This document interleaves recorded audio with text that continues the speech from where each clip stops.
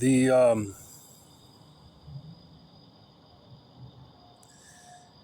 enhanced pranayama breathing method. Is it really so important?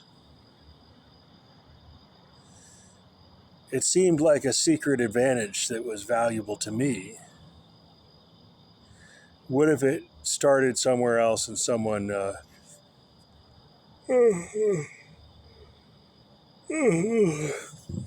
what if they communicated the idea to me in little parts? What if? So what?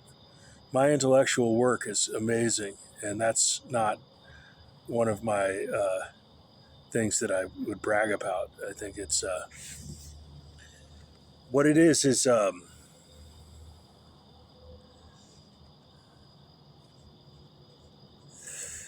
if you're in a siege of ethnic hostility, of male competition of a different ethnic group, or people who recognize and oppose you because of a small racial fraction, a small fraction of racial heritage of a different race.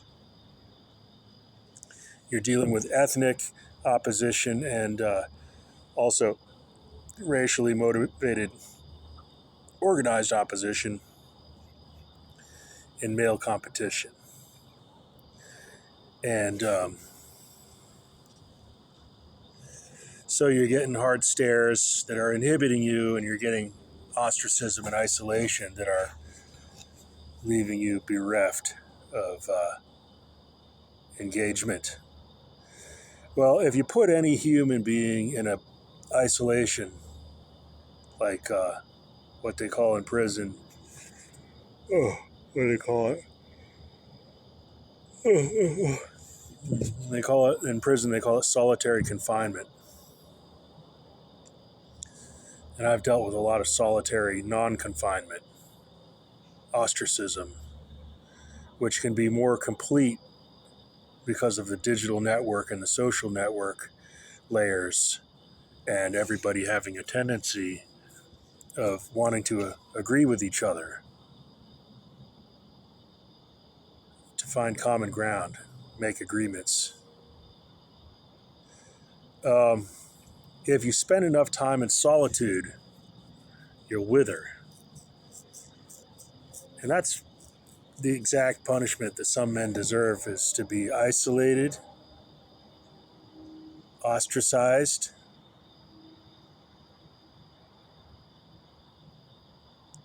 so that they wither, like it happened to me in the last 15 years.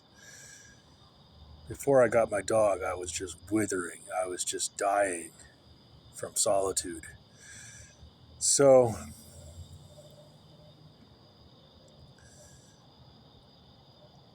the answer about the value of a special breathing method to enhance your resilience against hostility, well,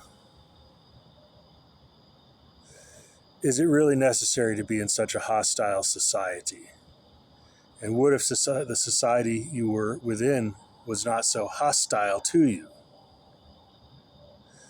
It's not only hostile by its own inherent nature, it's also conspiratorially hostile to me personally. It has been. And what would my deficiencies look like in a different social context, where I wasn't being gradually killed by what I call death by 1,000 cuts, or I also call it a gradual killing by various forms of deprival, sabotage, and oppression, such as deception to attack the reputation. So it wouldn't be necessary to maintain as much strength without being in an environment of hostility and escalated male competition with ethnic hostility and racial motivations. Without all that, would my deficiency really be such a problem? And if I was free to be as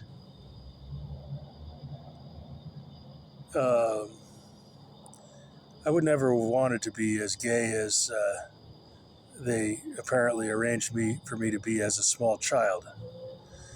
That was too much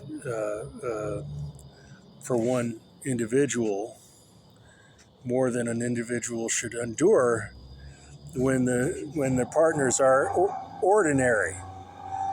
When their partners are ordinary, a lot of them will only cause more stress, or even one of them will cause stress if they're ordinary. And if they're going to be a lot of them, they should all look good. They shouldn't be ordinary. So, well, was it worth it? How many breeding partners did I get out of the deal? Maybe so. I didn't spend my life with those breeding partners. Those women were not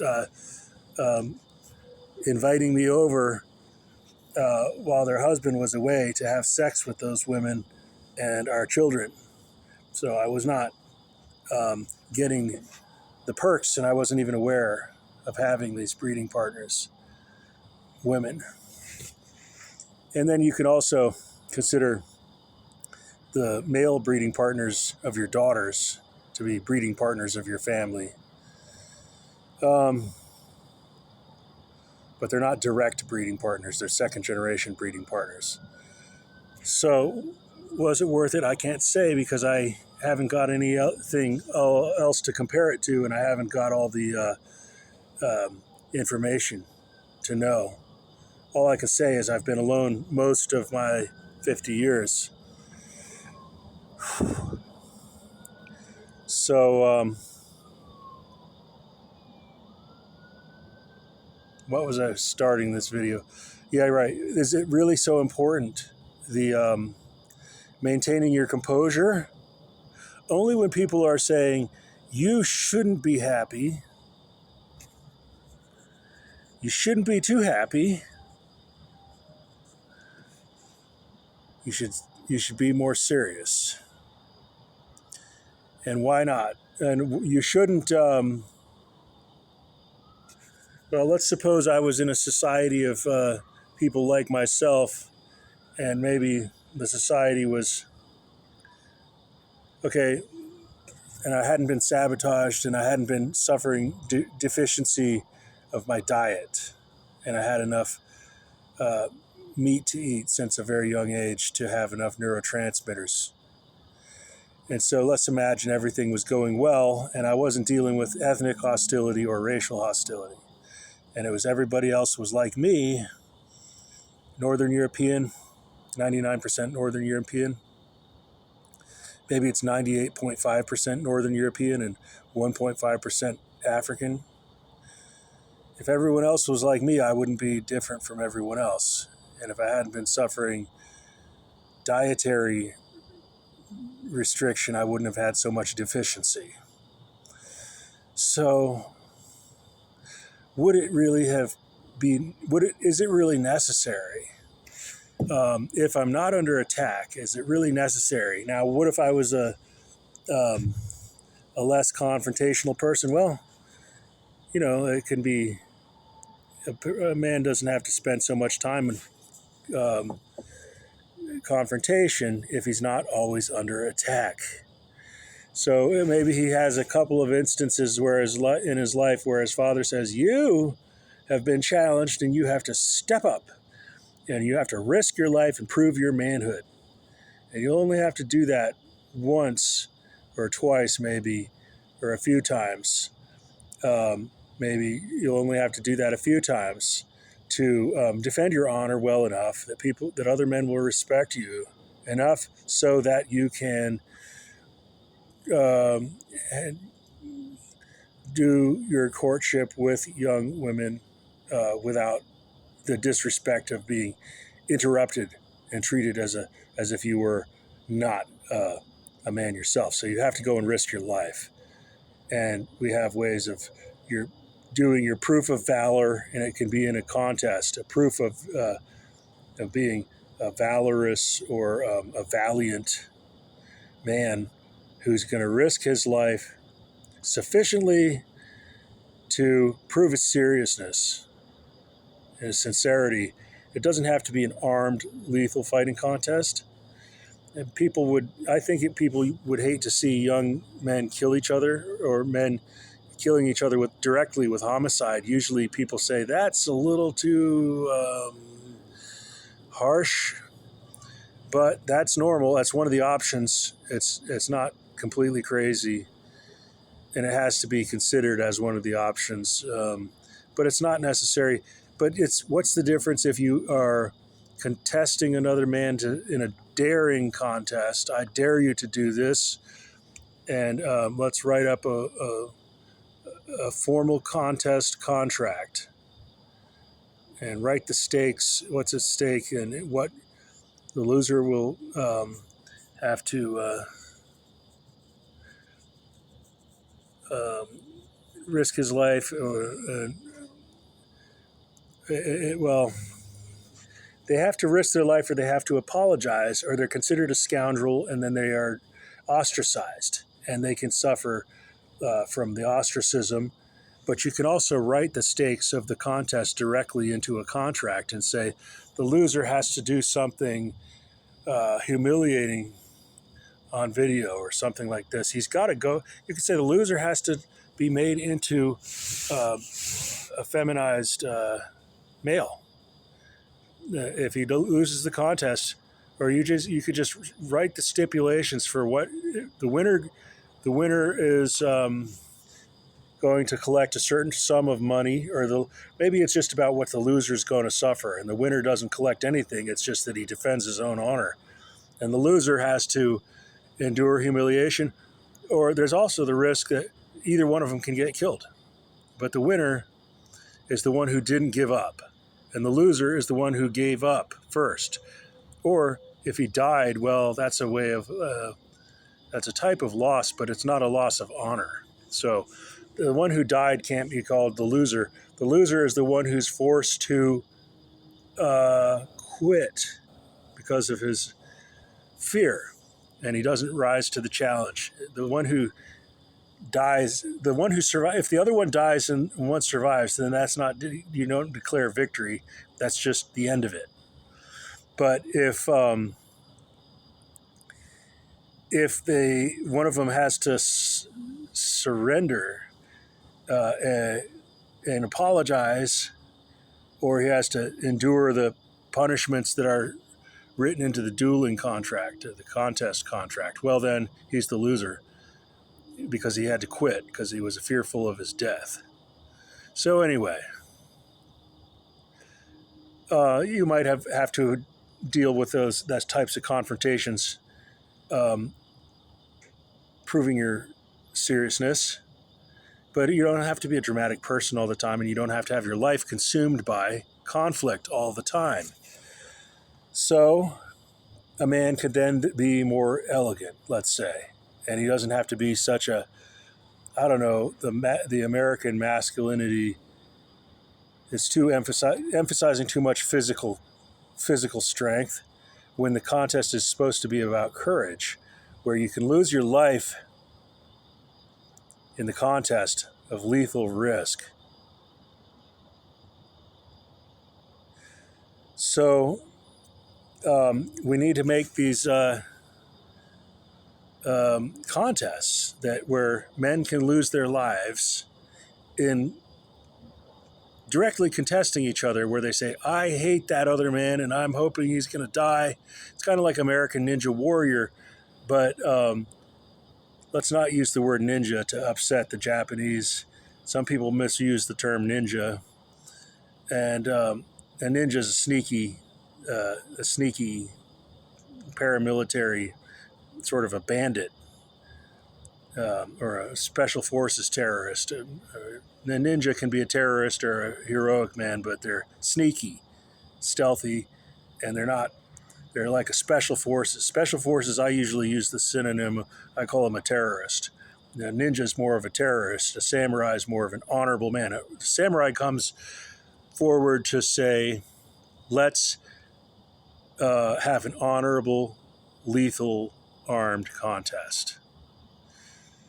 But you have to accommodate those who are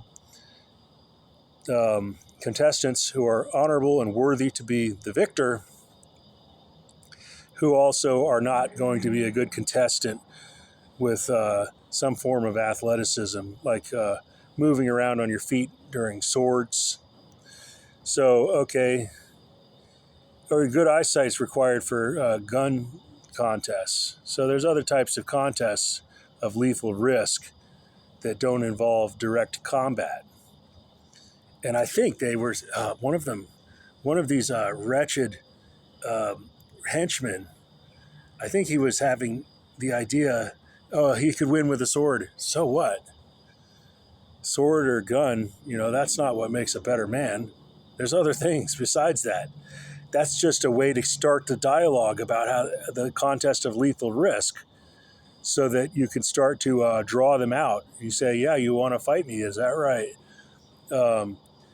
And so let's start with escalating from fists. We'll use wooden staffs, wooden sticks. How would you like that? And then, oh, okay, you like that. You're good with wooden sticks. How about we have you use a metal blade? And they say, well, oh, I'm good with that too. I think I can chop your head off or chop your arm off. I've got good footwork and I've been practicing. Well, okay, that's nice, but I don't want an uneven match. So how would you feel about pistols? And someone say, I got a steady hand and great eyesight, and I've been practicing my marksmanship. Okay, that's fine. Now, how do you feel about a game of chance, pure chance, where you are, say, you're spinning I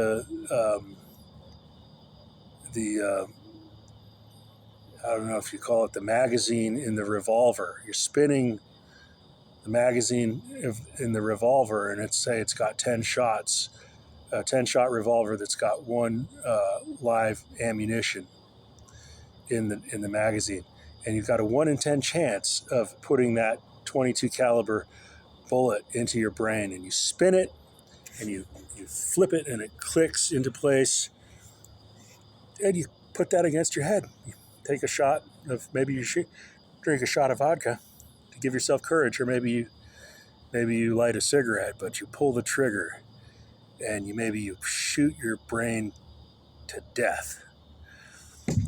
So, okay, how would you like a game of pure chance? And if they say yes to that, then they're very motivated, because they're not thinking that they're going to have a good chance, a better chance than someone else, because it's more or less 50-50. So, yeah, exactly that. So that's when you know someone's really motivated. Fine. If someone's bad enough and they're really obstructing the progress in your life with their criminal deception and their evil behavior, then maybe you go ahead and you hope that you can survive with 50% odds, get rid of someone who deserves to be killed. Make him kill himself with his own hand. That's just an example of what you do. And if they don't want to do it,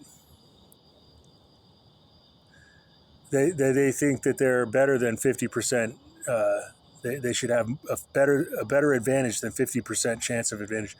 Like, so what about their ability with, the idea of having the ability for combat? That's not important. That's not proof of being a valuable person. That's only, that's the same thing as being good at basketball, or being good at hockey, or being a good swimmer.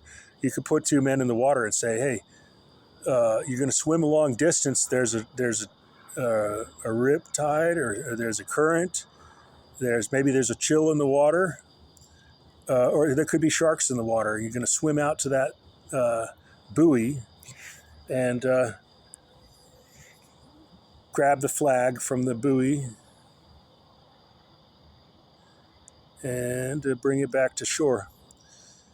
There's other ways besides testing someone's athleticism. It doesn't have to be a test if they're swimming, but you could test someone with various other forms of testing their courage and see if they're going to die.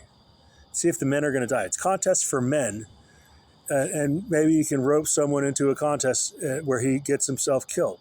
And that's the idea with scoundrels who've been attacking me,